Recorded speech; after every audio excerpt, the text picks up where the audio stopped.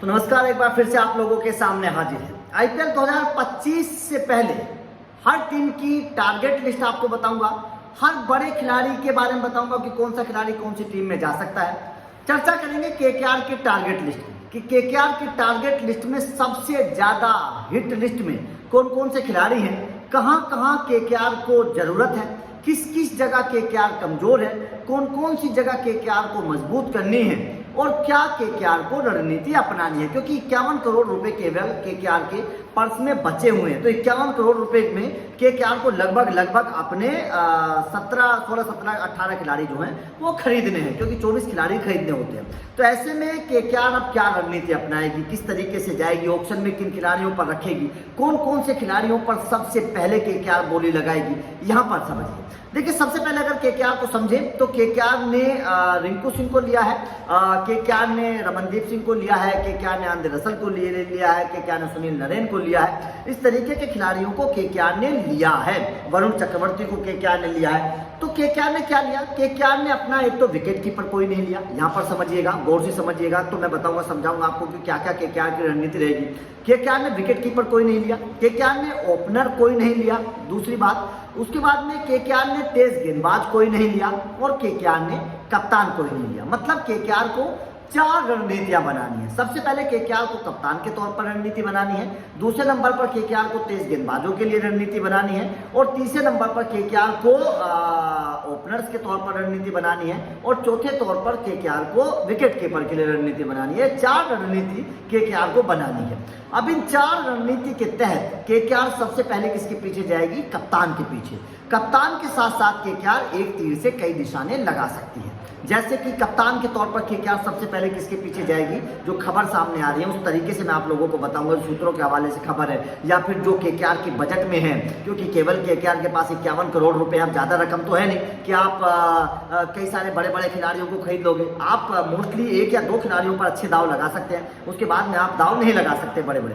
तो केकेआर को सबसे पहले कप्तान पर दाव लगाना है। कप्तान के तौर पर केकेआर सबसे पहले अपने श्रेयस अय्यर के पीछे जा सकते हैं थोड़ी देर तक। अगर श्रेयस अय्यर मिल गए, वैसे मिलेंगे नहीं, दिल्ली कैपिटल ने बहुत बड़ा ऑफर दिया है तो नहीं मिलेंगे, तो वहां पर मामला गड़बड़ हो जाएगा। नीतीश राणा को केकेआर खरीदेगी। नीतीश राणा को केकेआर 100% किसी भी कीमत पर खरीद सकती है, क्योंकि आरटीएम का ऑप्शन भी केकेआर के लिए बचा नहीं है। तो नीतीश राणा को खरीदेगी, क्योंकि उनको ऊपरी क्रम का बल्लेबाज भी एक मिल जाएगा नंबर 3 का, जो है नहीं केकेआर के पास अभी, और कप्तान भी मिल सकता है। तो नीतीश राणा को खरीदेगी अगर बजट में मिल गए। अगर नीतीश राणा को कोई और ले गया, क्योंकि आरटीएम भी केकेआर नहीं कर सकती है, तो आरटीएम का ऑप्शन भी केकेआर के पास नहीं है, तो ऐसे में अगर नीतीश राणा कहीं और चले गए तो केकेआर फिर जाएगी क्विंटन डिकॉक के पीछे।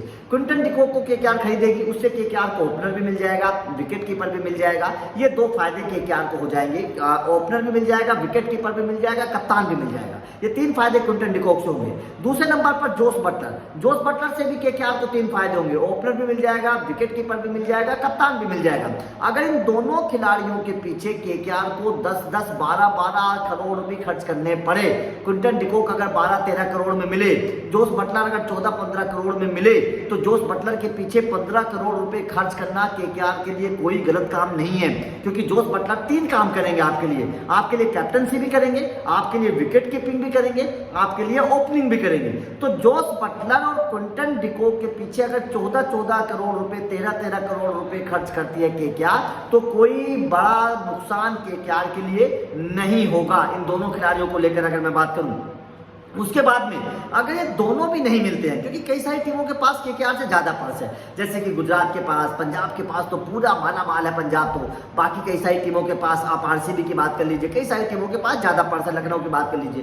तो ऐसे में केकेआर को अगर ये दोनों खिलाड़ी नहीं मिले तो खबर है कि केकेआर ईशान किशन के पीछे जाएगी। ईशान किशन विकेट कीपर भी है, ओपनर भी है, और हो सकता है ईशान किशन को कैप्टन बनाकर केकेआर बड़ा दांव खेल दे। ये मैं बता रहा हूं आप लोगों को अंदर की बात, कि ईशान किशन को कैप्टन बनाकर केकेआर बड़ा दांव खेल सकती है। तो ये भी एक बहुत बड़ा मौका है केकेआर के पास। केकेआर ये भी काम कर सकती है, ईशान किशन के पीछे भी केकेआर जाएगी। उसके बाद में केकेआर वेंकटेश अय्यर को अपने को दोबारा से खरीदने की कोशिश करेगी, किसी भी कीमत पर वेंकटेश अय्यर के पीछे केकेआर जाएगी। हालांकि पिछली बार भी वेंकटेश अय्यर को 7 करोड़ रुपए केकेआर दे रही थी और मुझे लगता नहीं है कि इससे कम केकेआर को मिलेंगे। पता नहीं केकेआर ने वेंकटेश अय्यर को क्यों छोड़ दिया। केकेआर को लग रहा होगा कि शायद वेंकटेश अय्यर कम में बजट में मिलेंगे, हो सकता है मिल भी जाए, लेकिन मुझे लगता नहीं है कि 6-7 करोड़ से कम वेंकटेश अय्यर केकेआर को मिलने वाले हैं। उसके बाद में केकेआर मोहम्मद शमी, तेज गेंदबाजी के तौर पर मोहम्मद शमी पहले भी केकेआर में रह चुके हैं, आपको पता है शुरुआती दौर में तो मोहम्मद और केकेआर को तो सारे तेज गेंदबाजों की जरूरत है, ना केवल आंद्रे रसल और आपके उन्होंने एक और मतलब रखा है, हर्षित राणा को रखा है, तो ऐसे में केकेआर को जरूरत है ना एक और तेज गेंदबाज की, तो मोहम्मद शमी जैसा गेंदबाज केकेआर जरूर खरीदेगी। उसके अलावा केकेआर की देखिए टारगेट लिस्ट में कौन कौन से तीन गेंदबाज है, मोहम्मद शमी केकेआर की टारगेट लिस्ट में है, भुवनेश्वर कुमार केकेआर की टारगेट लिस्ट में है, और उसके अलावा केकेआर की टारगेट लिस्ट में है अर्शदीप सिंह। अर्शदीप सिंह को भी केकेआर जो है वो टारगेट करेगी, क्योंकि मोहम्मद शमी और भुवनेश्वर कुमार ये दोनों गेंदबाज तो ज़्यादा महंगे नहीं मिलेंगे, मुझे ऐसा लगता है कि ज़्यादा महंगे ये दोनों गेंदबाज नहीं मिलेंगे, सस्ते में मिल जाएंगे। उसके बाद में अर्शदीप सिंह के पीछे जरूर रकम खर्च हो सकती है, लेकिन अगर अच्छे रकम में मिल गया अर्शदीप सिंह तो बहुत अच्छी बात है।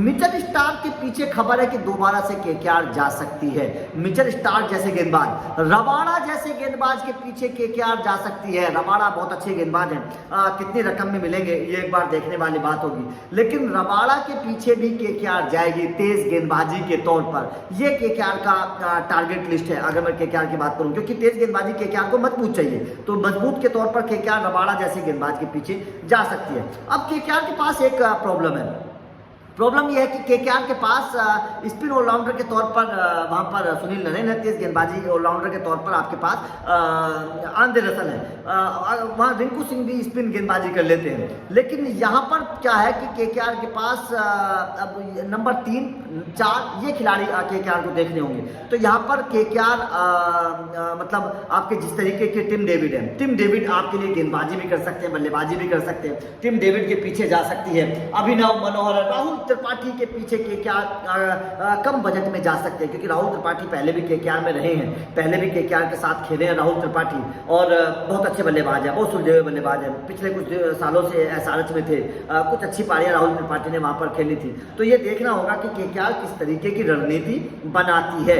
लेकिन केकेआर को 4 जगह सबसे पहले ध्यान देना पड़ेगा, सबसे पहले कप्तान पर ध्यान देना पड़ेगा, उसके बाद में विकेट कीपर पर ध्यान देना पड़ेगा। क्विंटन डिकॉक, ईशान किशन और जोस बटलर तीनों चीजों को कमियों को पूरा कर देंगे, कप्तानी की, विकेट कीपर की और ओपनिंग की, तो क्विंटन डिकॉक, जोस बटलर और ईशान किशन के पीछे केकेआर ज्यादा दूर तक जा सकती है, ज्यादा पैसे इन तीनों पर खर्च कर सकती है। उसके बाद में तेज गेंदबाजी की केकेआर को बहुत सख्त जरूरत है, तो ऐसे में मोहम्मद शमी जैसे गेंदबाज, अर्शदीप सिंह जैसा गेंदबाज, भुवनेश्वर कुमार जैसा गेंदबाज, हो सकता है कि उमरान मलिक, जी मैं बता रहा हूं आप लोगों को, हो सकता है कि उमरान मलिक जैसे गेंदबाज के पीछे भी केकेआर चली जाए, उमरान मलिक जैसे गेंदबाज को, रबाड़ा जैसे गेंदबाज के पीछे भी केकेआर किसी हद तक जाएगी, मिचेल स्टार्क को दोबारा से खरीदने की कोशिश करेगी, तो इन गेंदबाजों के पीछे भी पैसा खर्च किया जा सकता है। बाकी केकेआर की टीम मजबूत है, मध्यम क्रम केकेआर का बहुत मजबूत है, ऑलराउंडर्स केकेआर के पास बहुत अच्छे हैं, मध्यम क्रम सॉलिड है, गेंदबाजी के तौर पर उनके पास स्पिनर्स बहुत अच्छे हैं, कोई जरूरत नहीं है उनको स्पिनर्स की, तेज गेंदबाजी ऑलराउंडर उनके पास रसल जैसा है ही है ऑलरेडी, तो ऐसे में केकेआर को बस क्या करना है, ऊपरी क्रम के 3 बल्लेबाज और निचले क्रम के गेंदबाज, कप्तान और विकेट कीपर, बस इन पर अगर केकेआर ने फोकस कर लिया तो केकेआर को कोई ज्यादा प्रॉब्लम नहीं आएगी। तो ये केकेआर की रणनीति होगी, इन 4 बातों को सोचकर केकेआर ऑक्शन में जाने वाली है, टारगेट लिस्ट में केकेआर इन 4 बातों को सोचेगी।